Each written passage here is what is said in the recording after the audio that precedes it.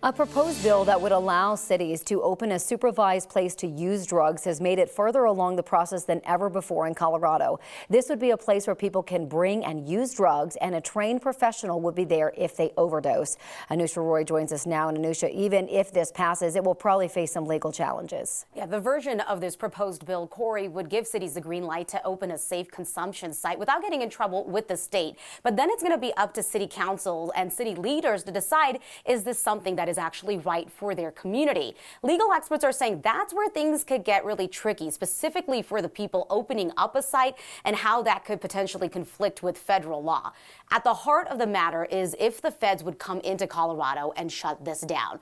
So here's the thing. There have been sites like this around the world for decades, including Vancouver, that opened its first site 20 years ago. It also is giving us a look at the legal battles. They were running into a bunch of red tape to open up more sites and expand after their first one. And then they basically got state level green light to initially break the rules.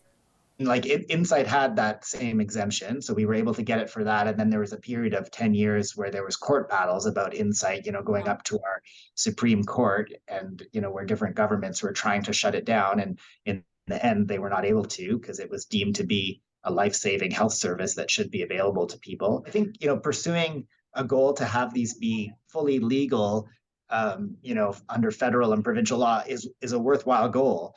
But in the meantime, you might need to break the law, in order to show the value of these interventions. Because once you operate these sites and you count the number of people that are coming, you count the number of visits and you count the number of overdoses reversed.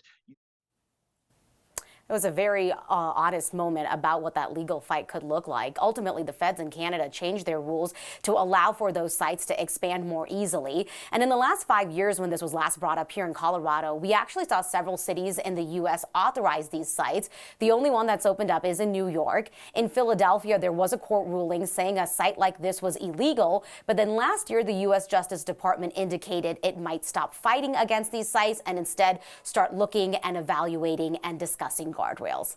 Well, Anusha, that's kind of why we have to look to Vancouver, because it seems like there's only one maybe state that actually has one of these sites. Yeah, absolutely, right. And it really was kind of like a look into the future of what could be coming our way, and that conflict, right, between the feds and the state. It really does parallel what could potentially happen here in Colorado. And so with this specific bill that has been proposed here for the state, in 2018, Corey, it didn't even make it past the first initial steps. This time around, it's actually made it out of the House, is heading to a Senate committee. It's got about 30-something sponsors versus the 9 from what we saw in 2018. But of course, there's several more steps to see how this plays out. And then it's going to be, what does the governor say about this? And then also, what do city leaders say about this? There's nothing in it that says a city has to open it. A city can say, no, this is not for us. Yeah, it still has a ways to go. And you're so right, because you think about the election for Denver mayor just being a few weeks away. Of course, it also matters what the governor has to say. So who knows where it goes? Yeah, no, there is a lot to keep tabs on. And like we were talking before, right, there's several mayoral candidates that have already said they don't support one, even though city council had given approval for a pilot location back in 2018. So, we're just trying to get a better sense of what lawmakers are trying to bring to Colorado, but also the reality and the logistics of it as well. Yeah, some of the front runners for mayor are actually against this. So it'll be interesting to see what happens after that. Anusha, thank you. And speaking of the